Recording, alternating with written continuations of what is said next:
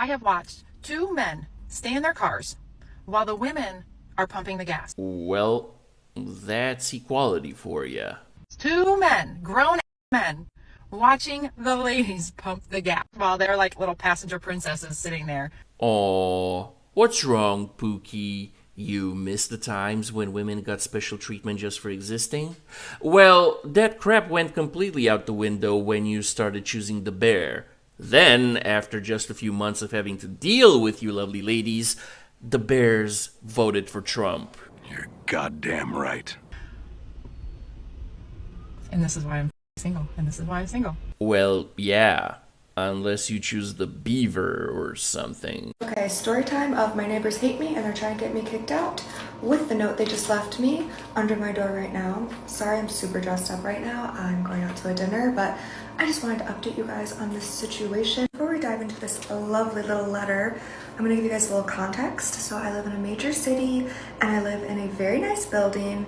To put into context, the cheapest apartment in this building rents for around $3,500 all the way up to $10K per month. It's a very exclusive, safe, nice building. I live with very high profile type of people. And let me tell you, they are very pretentious. Now, I work in adult content and I chose this building because it has really, really good security, which is so important to me because of what I do for my work. I rarely ever have guests over. I am so quiet. I really keep to myself and I just mind my own business. So let's get right to the point. Men resent the mental load. Men resent domestic labor. Men resent all things associated with women because at the end of the day, you guessed it, men resent. Let's talk about the Peter Pan syndrome. Honestly, this is more common in big party cities like LA, Miami, and New York. Essentially, Peter Pan syndrome happens to men who are in their late 20s, early 30s, and older. So Peter Pan syndrome is where their age is getting serious, but they are not. These men are not focused on finding their person, they're not focused on their career or money, and they are focused on having fun, partying, and just chasing girls. These types of guys have commitment problems and essentially are just very, very hard to date. Okay, now let's put that through our Adeptus Mechanica certified womanese translator. Cogitating.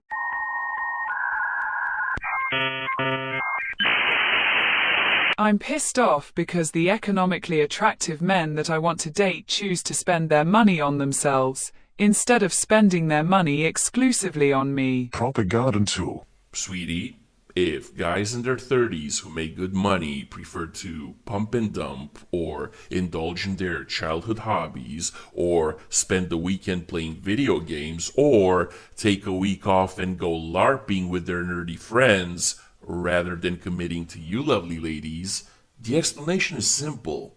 They find those activities more enjoyable than being in your company. I never went to a college party and I don't regret it. It was an isolating experience then, but I'm grateful for it now. With that said, I tried. I moved my shit in, tried sleeping in a dorm. I mean, I even ate ramen. No matter how hard I tried, the idea of waking up the next morning not knowing what I did or where I was the night before never really appealed to me. In my opinion, this is where hookup culture stems from. Not dating apps, college. Drinking, partying, and racking up bodies aren't questioned in the college world. And this is why body counts have become so inflated over the years. It is so casually talked about in college. I remember listening in on conversations, and when I would hear other people's numbers, I would think I was doing something wrong. My biggest issue with the ran through argument is that both men and women are so brainwashed at this age that they don't see it as a problem until it's too late. If we want to fix this instead of complaining about it, we have to start addressing it at a younger age. Because basing your self-worth off of how many bodies you have isn't at all normal. The question we should all be trying to address is how we make anti-college culture trendy. A group of girls said a male classmate sexually assaulted them. He was escorted from school in shackles, charged with crimes, spent an entire summer indoors with an ankle monitor. Finally, the girls admitted they made it up because they didn't fucking like him. That is absolutely insane that girls sat there, made up a story about a man and ruined his life. He could have committed suicide, stuck in his house, worried about being accused of something he didn't do, and they all have Instagram. And they deleted my Instagram saying I'm dangerous. Absolutely criminal. Women are not always the victim, and this thinking needs to change. And as Andrew Tate says, it's absolutely criminal that women have the power to accuse men of something they didn't even do. Men are avoiding women at work simply because they are worried about women making unfounded charges or threats. Just imagine the mental consequences that boy will have to feel for the rest of his life. Shit still boggles my mind. If a girl wants a guy who's older, it's a preference. If a guy wants a girl who's younger, it's creepy and immature. If a girl doesn't want to date a short guy, it's a preference. If a guy doesn't want to date a girl that's overweight, he's an asshole who's not focused on the things that matter. If a girl wants a guy who can take charge, it's a preference. If a guy wants a girl who will submit to his lead, he's, you guessed it, misogynistic. If a girl sets a boundary, it's empowering. If a guy sets a boundary, it's controlling. Women have preferences, men have something wrong with them. This isn't a double standard, it's just illogical. So why does anyone accept this? Doing an ultimatum is dangerous. It really is dangerous because, like you said, now you have to follow through with it or your boundaries will mean absolutely nothing in this relationship, and he might view that as, okay, I get to walk all over her. Yeah. And it also sets up the future scenarios for breakups to be used as a weapon. Mm-hmm. Well, if you don't do this, I'll leave. Well, if you don't do that, I'll kick you out. Like, yeah, that's a very slippery slope, man. Very slippery slope. I don't want to compromise my boundary, but I also don't want to break his heart or my own.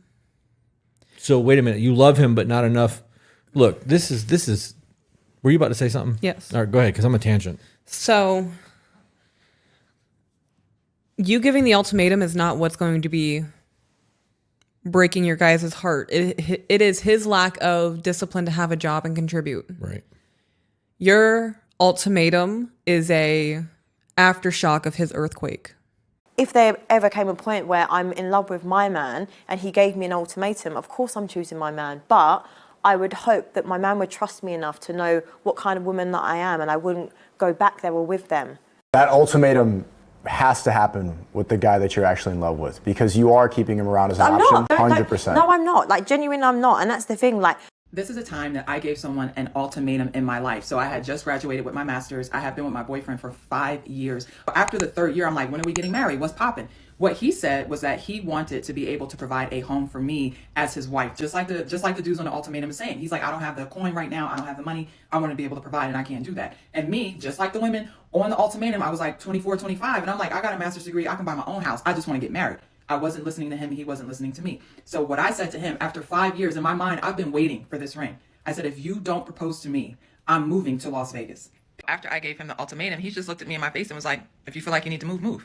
No intention. I had no job. I had nothing. I had no plans on moving to Vegas. I thought I was going to force this man to propose to me. Last day, I was putting my stuff in the car. He came over and helped me put my stuff in the car. And we putting stuff in the trunk. And I just started crying. I'm like, you really going to let me leave? He looked at me and he said, have a safe trip.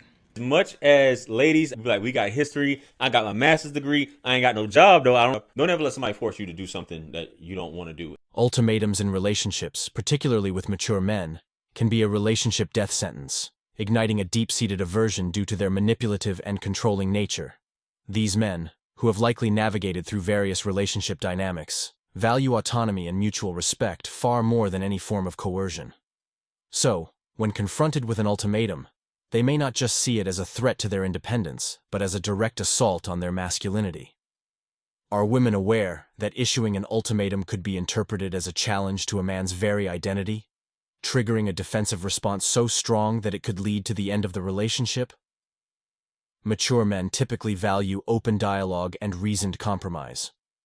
An ultimatum, however, suggests emotional immaturity and manipulative tendencies, signaling that the partner is either unwilling or incapable of engaging in the nuanced, empathetic communication needed to resolve conflicts. I'm very curious, how do guys around your age, how do they talk to you guys? That's the funny thing is that they don't. I have gotten approached at a party maybe twice since being here. Men don't approach us here. Which, you know, I find funny because there's so many beautiful women here in Isla Vista. Honestly think that might be the problem. Yeah, there's so many of us here. It's, again, very rare, but the ones who have approached me were like very, very incoherent and very, very drunk. I couldn't really hold like a clear conversation with them, so it's kind of iffy if it even like counts. Back in the days, most of the time, you would wait for someone to make the first move. It might be on the first date, it might be the third date, whatever. It could be the man, it could be the woman. But now, all my friends have noticed that the man has stopped making the first move. All my girlfriends are like, they're waiting. It's the third date, fourth date, a week later. He hasn't gone in for the kiss.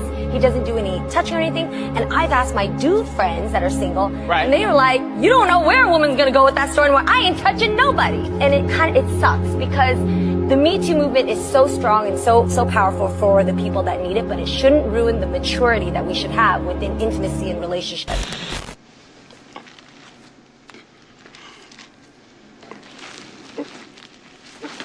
And that concludes today's discussion on MGTOW Voice. Don't forget to like, subscribe, and hit that notification bell to stay updated on future videos. Share your thoughts in the comments below, and I'll see you all in the next video.